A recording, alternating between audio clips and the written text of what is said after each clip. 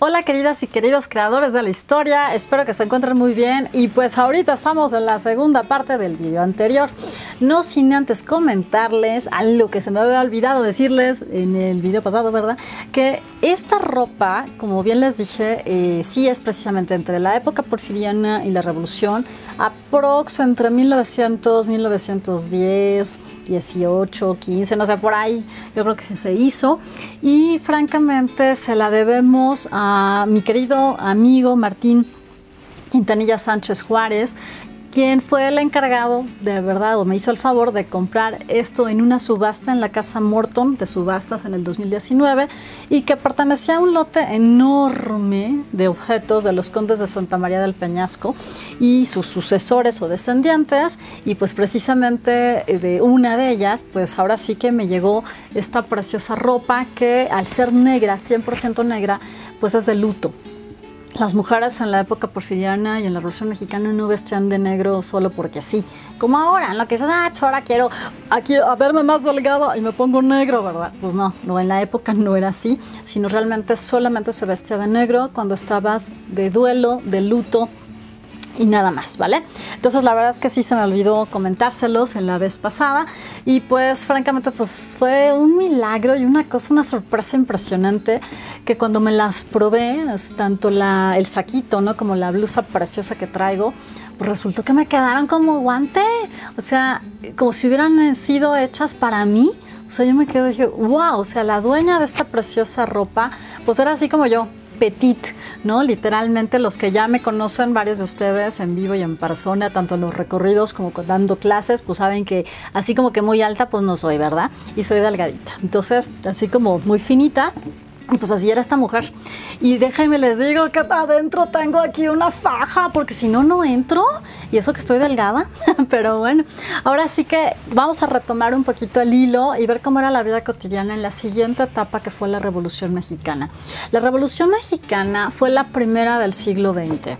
Después de nosotros empezó la China y despuésito la rusa, en 1917.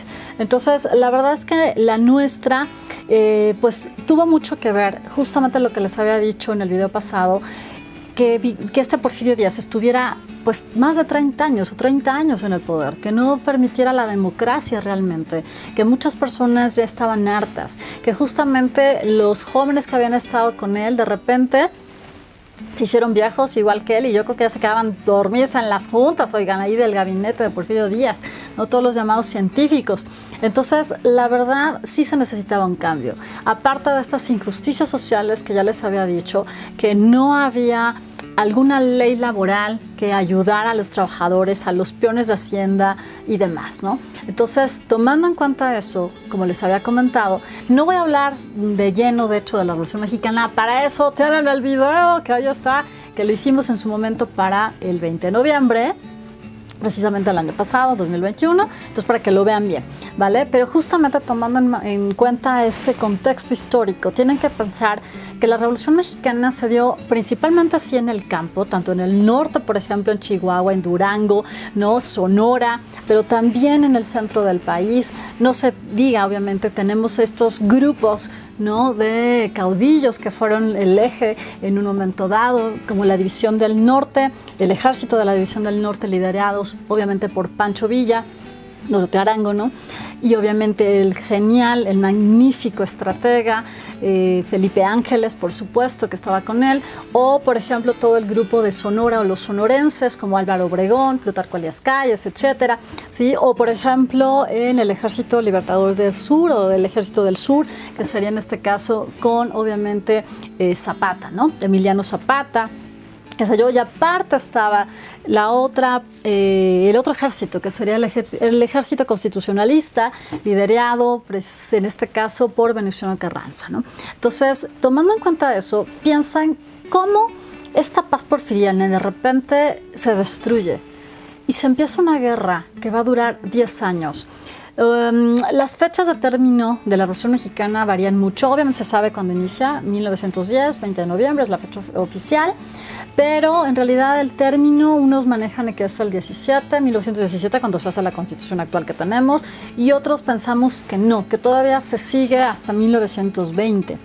Hasta que Álvaro Obregón va a llegar a la silla presidencial, ¿no? Y algunos hasta todavía la amplían como una secuela, pues la Guerra Cristera que viene en los años 20 y que realmente ya, cuando ya está en el poder Lázaro Cárdenas en los años 30, es cuando ya como que se terminan de redondear algunas cosas, ¿no? Pero bueno, vamos a tomarlo como en 1920.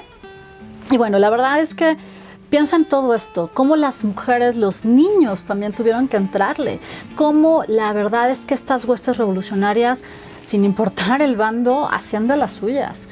Y desafortunadamente las que tenían mucho que perder a veces ante esos atropellos, pues eran las mujeres, ¿no? Cómo tenían que ser escondidas las hijas, las muchachitas, ¿no? A veces en los sótanos, ahí con los animales, etcétera, para que los villistas o los zapatistas o quienes fueran no se las llevaran, ¿sí? Secuestradas prácticamente, ¿no? Entonces, y pues no vean, y obvio, pues no era una situación nada agradable, ¿no? O también, por ejemplo, tenemos a estas otras mujeres valientes, por ejemplo, de la División del Norte, que hicieron pues cosas tan importantes que sus nombres quedaron ya plasmados en los famosísimos corridos revolucionarios, que ya muchos de ustedes, si son millennials y más para acá, no saben. Por favor, métanse a YouTube y vean algunas de los corridos revolucionarios, porque traen memoria histórica y te dicen un friego de las cosas que pasaban. Obviamente una de ellas era la Valentina, obviamente la famosísima Adelita, entre otras, ¿no? Entonces realmente eran mujeres que dejaron su huella y dices, wow, qué bien, ¿no? Entonces había mujeres de todo tipo que participaron en la revolución, algunas que no solamente eran las que hacían la comida, por ejemplo, ¿no? Las tortillas para sus hombres o para los ejércitos masculinos, sino estas otras que también empuñaban las armas, como la carabina, ¿no? Etcétera, o rifles, y también le entraban.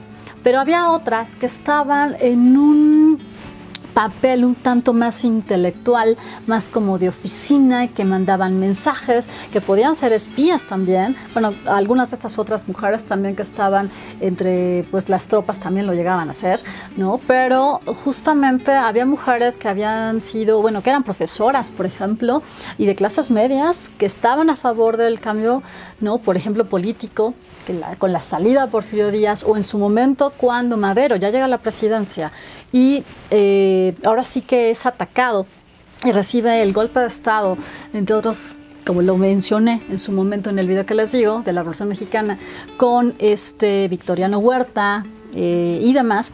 Entonces, justamente muchas de ellas también le entran, ¿no? Y les digo, están en un rol más como intelectual, como de oficina, pero están presentes. Los niños. Si ustedes ven, por ejemplo, las fotografías de los hermanos Casasola y de muchos otros que obviamente son documentos invaluables, que algunas no son fotografías como tomadas tan así espontáneamente, o sea, sí tienen como una producción a veces atrás, o de, a ver, ponte así, no sé qué, y sí, en un momento dado no son como tan naturales, no son como tomes del momento captadas así, ¿no? Sino ya, como les digo, sí trae algo por atrás, ¿no? Como de realización casi como escenográfica, casi, porque de todas maneras nos sirven. Y francamente vemos a los niños entrando también, ¿no? Niños villistas, niños zapatistas, etcétera, ¿no? Y seguramente ustedes precisamente tienen en su historia familiar personajes, tatarabuelos, bisabuelos, que de seguro participaron en la Revolución Mexicana. O sea, pues les digo, fueron como 10 años, entonces segurísimo. Aquí en el sur de la ciudad, por ejemplo, en la zona de la Jusco, en la alcaldía Tlalpan, la zona de la Jusco mismo fue parte de tropas zapatistas. Obviamente el corazón estaba en el estado de Morelos, pero obviamente el zapatismo se extendió. Entonces, por ejemplo, si ustedes son de esa zona, tanto Morelos como el Ajusco al sur de la Ciudad de México, seguramente sus bisabuelos o tatarabuelos pudieron haber formado parte de estos ejércitos. O si estaban en el norte, hacia Hidalgo, Zacatecas, ¿no? Celaya, en el Bajío, por ejemplo, en este caso, etcétera, o que vienen de Durango, de Chihuahua, de Sonora, ¿no? Pues obviamente también, ¿sí? O sea, las historias familiares que deben de tener han de estar riquísimas, así como la mía, porque la verdad es que a mi familia le encantaba el chisme, oigan. Bueno, hasta el día de hoy, la verdad. Y entonces todos estos chismes históricos de participación y que van desde la época de Juárez o más para atrás, ¿no? Hasta esta época de la Revolución Mexicana, pues las historias están re sabrosas, ¿cómo no? ¿Cómo no? Y para eso justamente les quiero pues presentar a dos miembros de mi familia que fueron parte del ejército carrancista, o ahora sí que quien los lideraba pues era el jefe constitucionalista, pues Carranza. Uno de ellos es esta preciosa, bueno, ellos dos más bien, porque vivieron en esa época, es esta preciosa fotografía de tíos bisabuelos.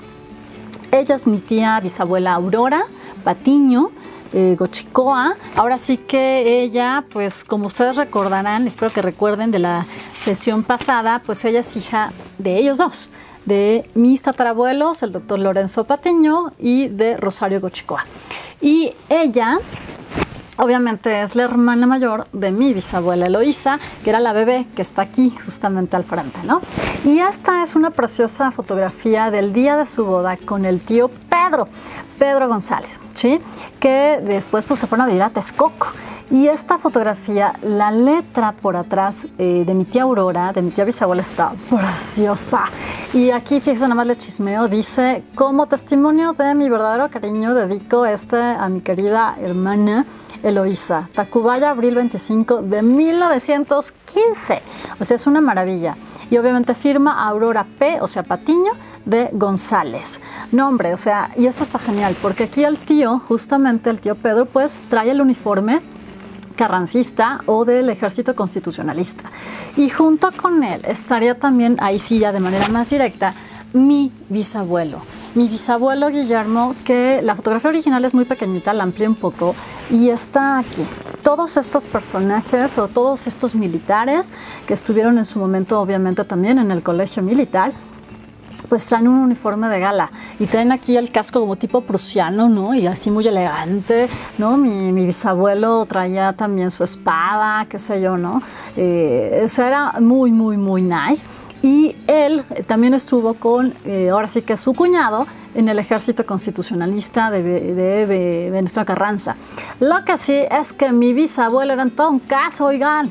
Él se llamaba Guillermo Fernández y nombrecé entre los chismes familiares que hizo un motín en un barco. No sé si el barco estaba en Tampico o estaría en Veracruz, como que eso no me queda muy claro, pero el chiste es que hizo un motín, es decir, hagan de cuenta que secuestró al capitán, al mero del barco, y no siguió sus indicaciones militares. Entonces obviamente eso implicaba un juicio, ¿no? de guerra por no seguir, no subordinarse pues, ¿no? a su superior.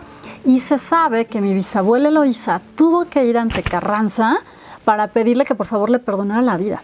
O sea, de churrísimo, así súper amable. Venustiano Carranza lo perdona, la verdad.